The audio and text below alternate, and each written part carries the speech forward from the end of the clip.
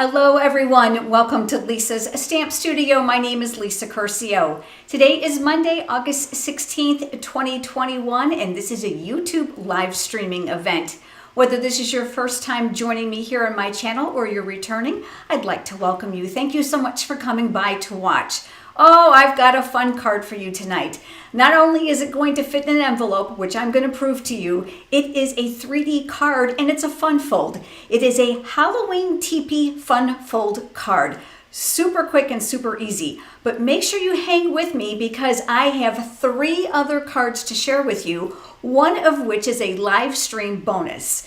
The reason I say bonus is because when tonight's live stream is all over, you're going to find a link down in the video description below, which is right below the title.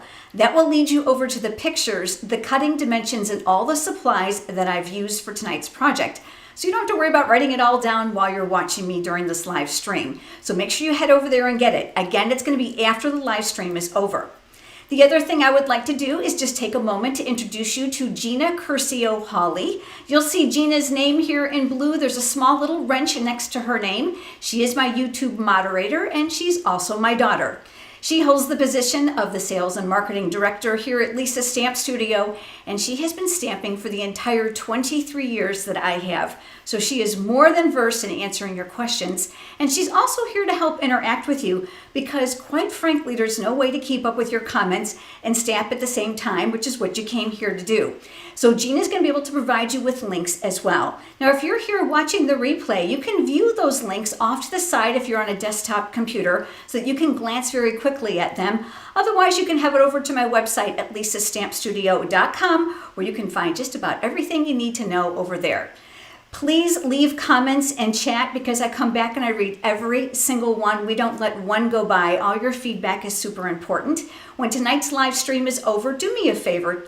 2 things. First, share it on social media, maybe Facebook, Instagram. Pin it to your Pinterest board. That helps me immensely. In addition to that, if you enjoy the video, make sure you give it a thumbs up here on YouTube. Just click that little icon and that helps us as well with YouTube. I think we're ready. Let's go ahead and get started. I'm a little excited, can you tell? Okay, let's take a quick look at this because there is a huge sale going on right now and I want to make sure that you are well aware of that. For every $50 that you spend in catalog products, and it's from any catalog including the clearance rack, you're going to get something for free from the sale brochure. And guess what? These are exclusive products. That sale goes through September 30th. I want to make sure you know about that. And for those of you with a really big wish list, I want to make sure you read about this right inside that back cover. This brochure is also available in color online. Maybe you ought to get that custom starter kit. $99, and you're going to be able to choose $125 in product of your choice, and they're going to throw in an extra bundle from this list of 12 absolutely free. You can find the information over at lisastampstudio.com under shop. All right, let's get started. Got a piece here of white cardstock, and this is a square. This is a 4x4. Now, this TP card may look in a picture very intimidating, but it's not. It's strategically placed squares. I'm going to start by doing some scoring. I'm going to bring in my trimmer here. I love the Stampin' Trimmer because it has both a scoring and a cutting blade. You're going to see that this guide is clear. A huge plus, especially for tonight's project as well. You're going to be able to navigate in this section, which you normally cannot see on some other trimmers. Now, these navigate up and down out of the way, so you can keep them on the track at the exact same time. This is printed. You don't ever have to worry about it rubbing off. This extends and pulls out to a full 17 inches. You're in great shape with this trimmer. We are going to do a diagonal score line. And this is where that clear cutting guide comes into play. I'm just going to slide my cardstock in there and snap that close. This last track right here is where the blade is going to travel. Whether you're using the scoring or the cutting, it does not matter. So what I'm going to do is I'm going to navigate the top tip and the bottom tip right inside of that track. And I'm going to bring down that scoring blade and I'm going to score.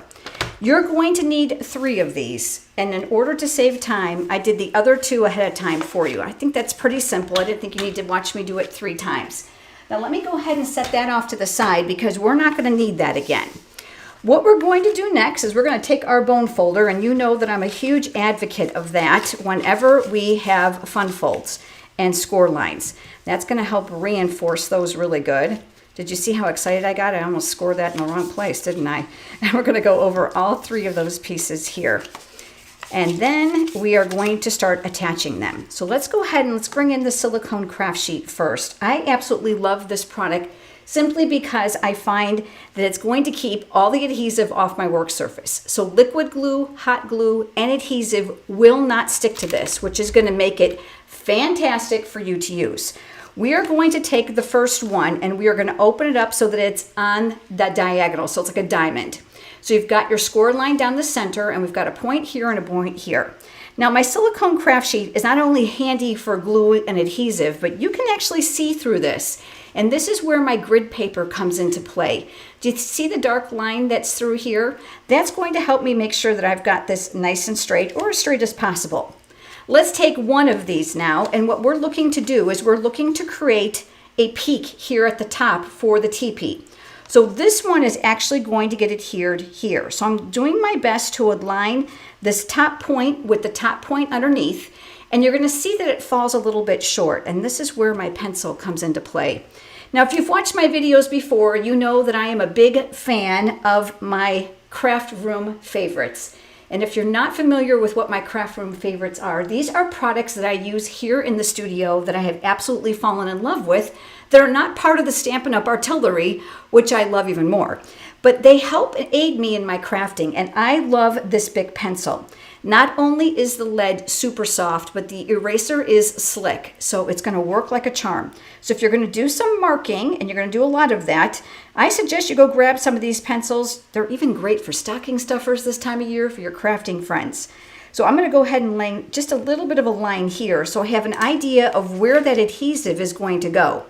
Now, if you've also watched my videos before, you know that I'm not a huge glue girl because I tend to use too much and it gets really messy. But I have tried adhesive for this project and it doesn't work well because it doesn't allow me to get into these tiny tip areas good enough to get this stuck. So we're going to go out on a limb tonight, and here we come with my multi-liquid glue. And I want to show you this. This is my little adhesive holder, my glue holder. This is also one of my craft room favorites. Now you can find the craft room favorites on my website under shop and then craft room favorites and then scroll. That's the key word. There are so many cool things in there. You're going to want to not miss them all.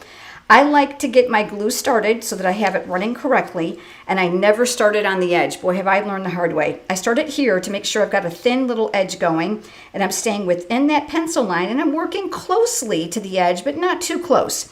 Keep in mind too that glue is going to spread when you press. So if you put too much, it's going to be oozing out the side. Now what I'm going to do is I'm going to take this with that diagonal line going this way, and we're going to meet up these tips here at the top. The reason the glue is really a saving grace for this project is it allows you to shimmy it just a little bit where obviously adhesive does not. So we're going to come in here and we're just going to press that down. And of course this is a little bit wet, so I'm just going to work kind of gingerly.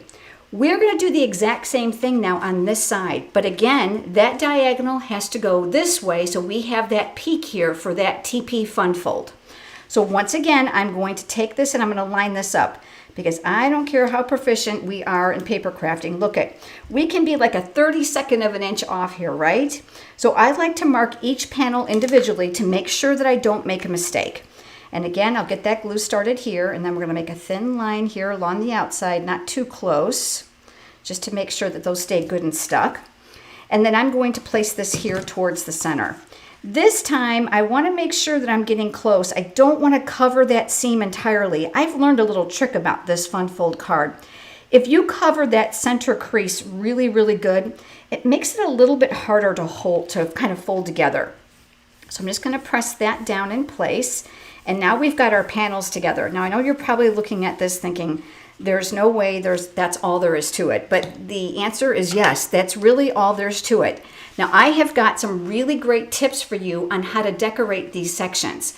But I want to work on the pieces that are going to be the focal points here. And on this fun fold tonight, I'm going to take this one a step further, and we're going to talk about these other peaks and a special closure for this card.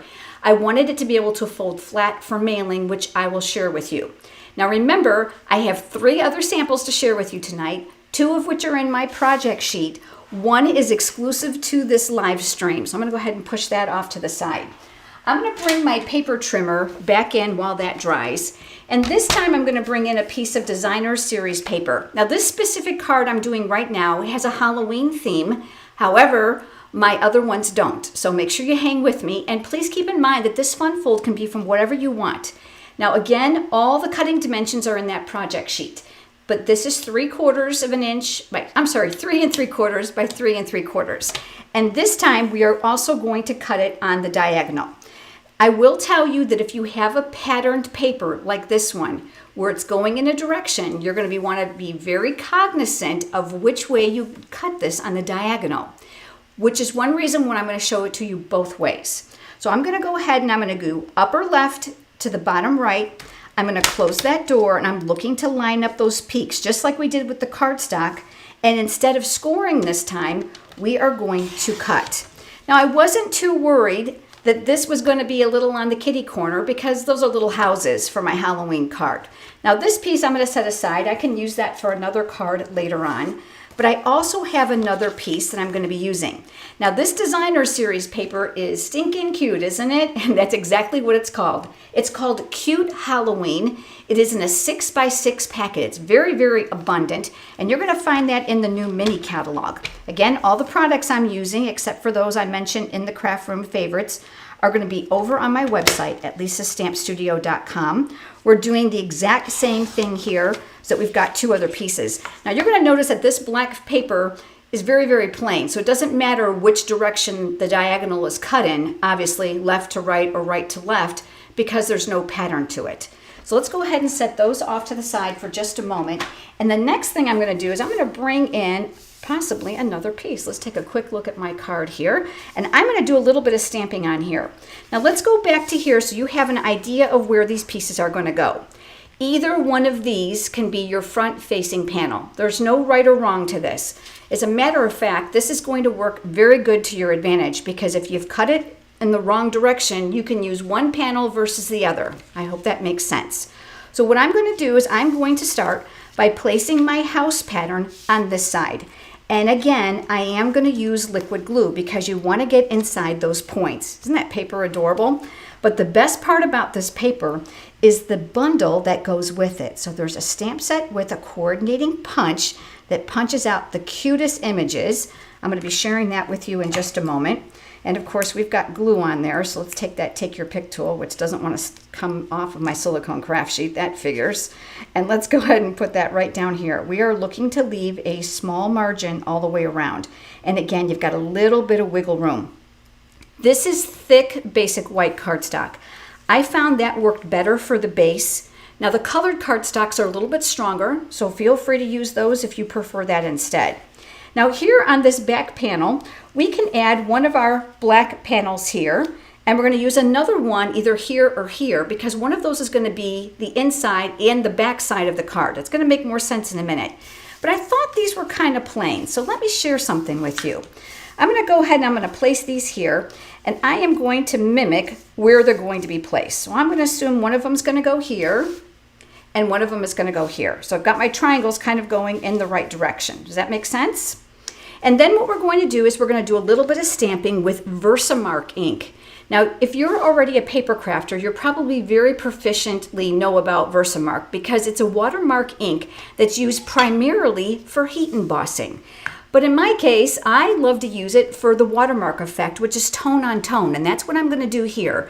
I didn't want to use white ink because it was slow to dry, and I was a little impatient when I was making this cute card, so I thought, let's use some Versamark. There is this adorable little silhouette of a ghost. Now, I want you to look at this very, very carefully, and I'm going to tell you there's going to be lots of other things I'm going to make with this that are not going to be Halloween, so hang tight in the next couple weeks ahead. It comes from the cutest Halloween stamp set. You're going to see there's outline images as well as coordinating solid images here. So if you like to color, you're in business. And if you don't, you're also in business because these are going to fill these. So you've got different images on here and you've got some greetings, which are lots and lots of fun. I don't know about you, but I can certainly use that cat image all year round. And I think this is going to be great for scrapbookers as well. But here is the beauty of the stamp set. It has a coordinating Halloween punch. Is this not cute? All right, now I'm going to show you how to use that because you can see it has 3 images in one. So let me set that off to the side for just a moment here. And let's go ahead and let's ink up that little outline image in the Versamark ink. Now I'm going to tell you right now, ghosts fly in every direction. So it doesn't matter which way you got your guys going. So just stamp them on there. As it begins to dry, you're going to notice that it's going to become a little bit darker and it's going to leave it tone on tone. I'm going to immediately clean this. You never, ever, ever want to leave Versamark ink on your stamp. It leaves a sticky residue. I am then going to go over to this little tiny dot. Do you see it? Believe it or not, this is going to make the eyes. And so I'm going to just make this fun and whimsical. I don't even care if they line up because, you know, stamping is supposed to be fun, right? And this is another great stamp set for the kids. This is one they can have lots and lots of fun with to build on. So I'm just adding some character to these. And if you want to, you can either add another little circle down here and give them a little mouth. Isn't that fun? And I'm going to add one here and one here. And you can see how quick this goes. And let's add another mouth here just for a little bit of consistency. All right, so we've got our pieces now. I am now going to close up the Versamark and I'm going to switch over to some ink. So let's set those off to the side because they're a little bit wet. And they'll just take a couple seconds to dry. And now I'm going to bring in a strip of basic white cardstock. The other thing I want to teach you is about this fantastic punch. Now you're going to see that it's a builder punch, which means there's more than one piece on it. Keep in mind the paper goes in this way from the top. I use them upside down. And I found that it was very difficult and problemsome for me to decide how to get these to punch out if I wanted just one image at a time. So I made myself a template. And you're going to see here that I actually punched this from a piece of cardstock and I labeled the top so that it goes into the punch correctly. And I even put a little note down here to myself. 1.5 inch strips are going to be perfect to fit inside this punch. So what I'm going to do now is I've got that 1 1/2 inch strip here. I've got my Memento black ink pad. I'm going to come back to those little ghosts and let's have some fun with these. With my template close by, you can see that this image is going to have to be slightly tipped to fit in the punch correctly. So I'm going to stamp one here and I'm going to do another one here and I'm going to leave a little space between them. Okay, and there's my 3. Guess what? There's another adorable image in the stamp set I couldn't resist using. Wait till you see it. And I'm going to stamp that right inside of there. So he's got little eyes and he's got little hug arms, which I love. And then we're going to stamp a couple more here. And listen, if their eyeballs are not even, all the better because it gives them a little bit of character, right? Now here's the beauty of having that builder template. Now that we know we had to tip our image to fit in here, it's going to punch out very easy. Now I want to point out something to you. Since this is a strip, you're going to want to start with the image that's all the way here on this side. Because if I had gone to this side, you're going to see what's going to happen. If I didn't space them enough, I'm going to lose the next image. So let's go here and let's go ahead and just line this up. Another tip about the punch that you may not know is that if you lightly squeeze it, it locks the cardstock in place. That's going to ensure you have a really nice border all the way around your image and then just squeeze. So we're going to do that all the way across now. So we'll have our 3 ghosts just because I decided 3 is a good visual number for the eye. And then we've got one more here. Now this is very common. If you see that it's getting caught inside your punch because of all those openings, just go ahead and rip off the excess so you can come back in for a nice clean cut. There's nothing worse than a jammed punch, right? I find if you take care of your products, they're going to last you forever. All right, let's clean up that little bit of a mess we got here. Set that template off to the side, and guess where I put it? Right inside my stamp set, so I have it for the next use. So I've got my little guys here, and let's go ahead now and let's add our next panel. I want this panel here. So let's go back to our glue. I always like to make sure that this is, because it's been sitting, that I don't have too much glue coming out at once. You're going to add the glue to the designer series paper, not to the cardstock. I learned that the hard way as well, because you know you're going to have a little border all the way around. So you want to make sure that you are able to actually get around those edges to get inside of there, and it's not going to ooze out. So we're going to go ahead and line this up, and again we've got a little bit of wiggle room here, and then we're going to tack that down. The great thing now is we've got this other panel all ready to go, and like I said, you can put it here or you can put it here. There's no right or wrong way. I'm going to add it to this side for right now. So let's go ahead and flip that over. And we're going to add a little glue here. Again, keeping it thin around those tips because remember it's going to ooze. And I'm going to close that up. Let's go ahead and pick this up now and let's add that here. Again, leave that little bit of a border. That liquid glue is going to work to your advantage, give you a little bit of wiggle space. All right, now you might see this area here and wonder what I'm going to do with that. Okay, let's go ahead and let's work on that section next. Let me show you what I did. I've got a piece here of just 1.5 inch by 1.5 inch designer series paper. It is the exact same thing.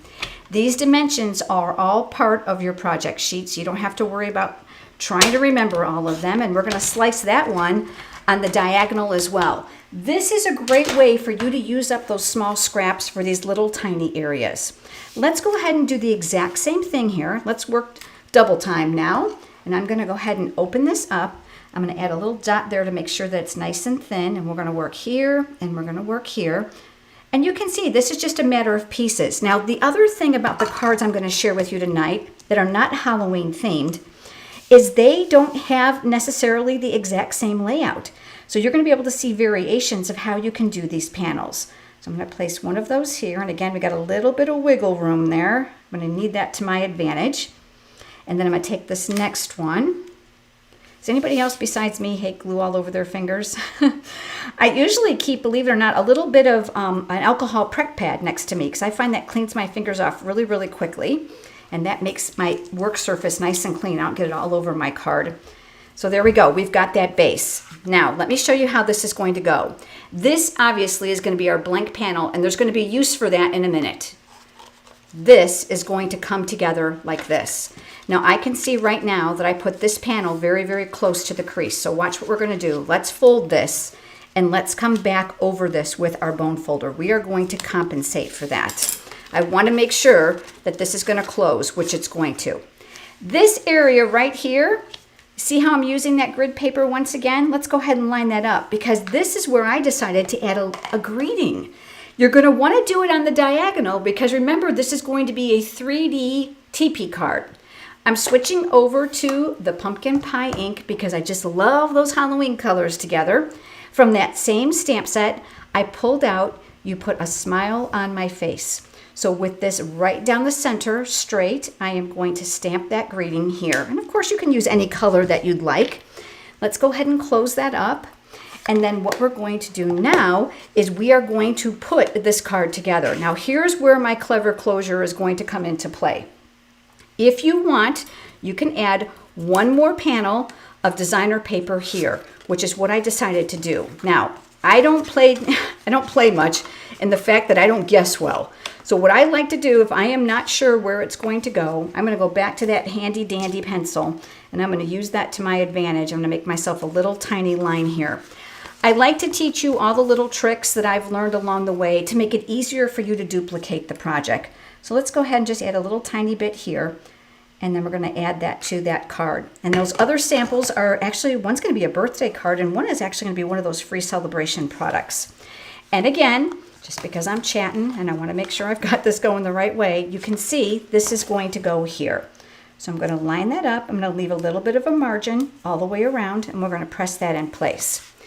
I like to make sure that I have an idea of where the front panel is before I proceed to add the extra images to this card. So let's go ahead and leave this flat. And remember, we're going to work on the diagonal again because this is not going to be perfectly straight when we're finished.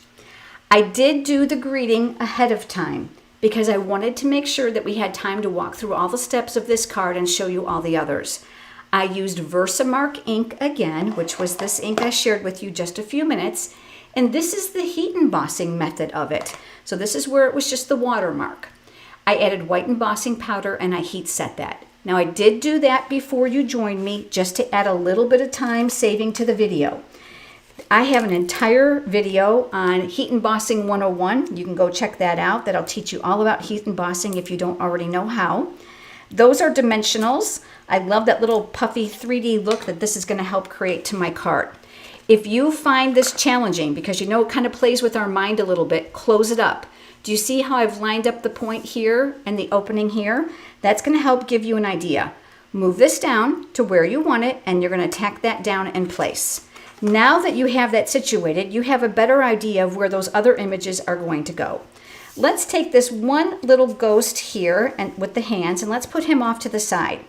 These other little ghosts that are here, I'm going to flip them over on my silicone craft sheet, and I'm going to take my adhesive this time versus my liquid glue just to kind of speed things up a little bit. And let's place these strategically. I'm going to place one right behind here, and I'm going to place another one down here. And if their tail sticks out, all the better. And then this one right here, let's flip over. And let's go ahead and let's add 2 dimensionals to this. I am very cognizant that this card is going to get mailed, so I want to make sure that it's well balanced. I have 3 great nephews, and I know that they enjoyed getting Halloween treats. And you know what? I'm going to go ahead and send them a Halloween card. I'm going to stick this one right here.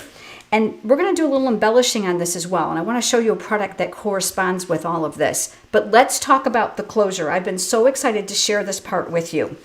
What I'm going to do next is I decided I didn't want to use Velcro because that was a little bit obtrusive for here. So let me show you a product that I've fallen in love with. These are the magnetic discs. They're made by Basic Gray. You're going to find these in my craft room favorites once again. They are very, very thin. There are some that have a plus and some that have a minus, positive and negative. There is a little coating over the top that holds them in place, so make sure you take that little protective cover off, and you're going to pop out one of each. Now I did do that ahead of time, and that left me with this. And as you can imagine, they stick together like glue because they're a positive and a negative.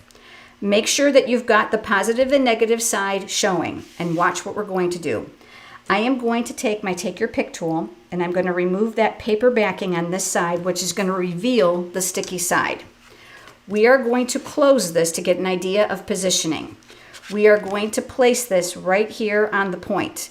I love these magnets because they're wafer thin. And then I'm going to reveal the other side of this one. And then what I'm going to do is I'm going to fold this up, and I'm going to close it, and I'm going to put my fingers right down inside, and I'm going to pinch to stick the 2 sides. You know why this is important? Oh, I'm going to show you in just a second. Let's go ahead and let's finish this now by adding a little embellishment to here. And this product I am falling in love with. These are the cute stars. They coordinate with the entire suite of products. And this little guy right here, he was screaming for a star. They have glue dots already on the back, so I'm going to go ahead and place one right inside of his hands, right there. And because, you know, I can't help myself, I love bling, I thought this was a great time to kind of use some of the other orange colors to play up my greeting. And we'll just put those strategically here around my card just for some fun. That's going to make it nice and sparkly.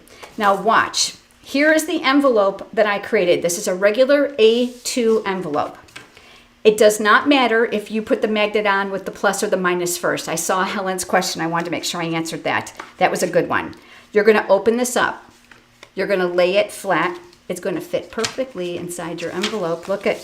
So this means that they're going to mail it. And I've got news for you, friends. They're going to see that little magnet on there, and you're not going to have to worry about them wondering how it goes together. Because intuitively, they're going to be like, what is that? And they're going to be like, oh, it snaps together. How cool is that? Isn't that fun? So it's a great card for them to be able to put on display, but let me share with you the other cards I created. So I'm going to set this one off to the side, and let's bring in another one. This one uses the Counting Sheep stamp set and the sheep dies. Those actually both are part of the free sale products. So you can get the stamp set for free with a $50 order, and you can get the dies for free with another $50 order. I don't know what my luck is going to be. There we go. Flipping to the right page. So all I did was I used the stamps and the coordinating dies to create this birthday card, but I want to show you the difference. Do you see how I didn't do the bottom leg here on the left-hand side? I left the cardstock showing. So there's lots of variations, and look, instead of designer paper here, I actually stamped the greeting. But I did the exact same thing on this one, so it has a magnetic closure so that it closes flat for mailing, which you gotta love. So that's one of your birthday cards, and that's using Counting Sheep and the sheep dies. So now we have 2. And then my third one is another birthday card. If you don't know this about me, I'm a chocolate lover. I have to have a small piece every single day or I'm not happy. This is from the stamp set called Sweets and Treats, and it goes with a set of dies, and it cuts out this beautiful dome for the top of the cake plate. Lots of variations for this, and in fact, there are 2 stamp sets that match this whole die set that I've absolutely loved. So I connected them here at the top, and you're also going to see that I did similar to what I did with the sheep. I left area here for writing and a little bit of a sentiment and some designer series paper. And of course, this has a magnetic back as well, and this can fold flat. You're going to make sure that you don't go too far outside that perimeter so that fits inside your envelope. I did make sure of that. So that's 3. And then you'll recall I said I was going to have one for you that was not in the project sheet. This is a live exclusive, and it's this one. And there's a little twist to this in just a second. I made this one for one of my other nephews because I know he's going to go crazy for it. I always practice my fun fold cards before I'm live with you because I want things to go as smoothly as possible. This one I cut out from the designer series paper, and it's mimicking the image underneath it that replicates it. But this one, watch. Do you see that? This uses one of those wobblers. You're going to find these in my craft room favorites. I know you're going to flip over those. It's a little spring-loaded plastic mechanism that goes over your image. And then what it does is when you give it a little bit of flick, it moves. Isn't that fun? So this one just has different designer series paper, and it's a great way to use up those scraps. And then obviously you can open it up and put your greeting on that blank panel. And you know what? I think I'm going to make some more of these for over-the-hill birthdays, just for funny gag cards, because I'm thinking the little skulls and crossbones would be kind of fun, and then I can put an over-the-hill greeting here. So this is a great stamp set, not just for Halloween, because I think you're going to be able to see lots of cool things that you can do with it.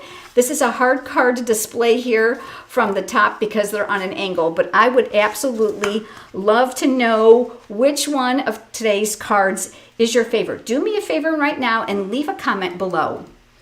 I have loved sharing this card with you. It looks difficult, but it's not. Just correspond those squares together. You're going to be able to download that project sheet with all the cutting dimensions, the pictures, and the cutting supplies. Remember that this was a live exclusive. This one won't be in there, but you'll have this video to come back to be able to look for it. Now, a couple things before we go. Do me a favor, head over to lisasstampstudio.com, and if it's your first time there and you scroll down about halfway, a pop-up is going to come up. It's going to ask you to subscribe to my free weekly e-newsletter, and I would love for you to do so because I share a tutorial project there that is not shared on my other platforms, and I would love to include you. It's a no-frills email. It's a tutorial, and that's it, and you get a little bit of an update and blurb at the bottom with the information on promotions. That's it, nice and simple, every week right to your inbox. The other thing I would love for you to know about while you're there are my rewards. I provide very exclusive and generous ordering rewards to my customers. You can read about that there. And check out my PDF tutorial library. Hundreds of tutorials for you there for the taking, so you can easily download them and print them or store them right on your computer. I think that's about it. If you haven't subscribed, make sure that you do so and click that little bell picture that's next to the subscribe button and the word all, because you're going to want to get notifications. I'm coming back with you live on Monday of next week. Looking at my calendar, it's August 23rd. It'll be at 8 p.m. Eastern Time, and you're not going to want to miss this card. I look forward to having you join me then. Gina, thanks for all your hard work and moderating tonight, and I'll see you all next week. Bye-bye.